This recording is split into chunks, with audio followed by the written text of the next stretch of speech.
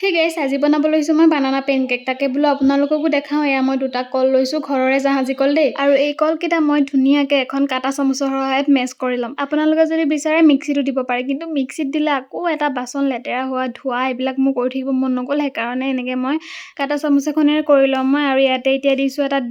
ডিমটো আকৌ ঘৰৰে কুকুৰা দেই ডিমটো দি খিনিতে ধুনিয়াকে ফেটি লব তাৰ পিছত মই এড কৰিছো 1 কাপ আটা আৰু মই সেই কাপটোৰে 1 কাপতকৈ অলপ কম গাখীৰ লৈছো আৰু অলপ গাখীৰ দি পিনে এতিয়া আটাখিনি ধুনিয়াকৈ ফেটি লৈছো আটাৰ হলনি ময়দাও দিব পাৰে দে কিন্তু ময়দাটো আনহেলদি হৈ যায়গে আৰু একেবাৰে শেষত মই এড কৰিছো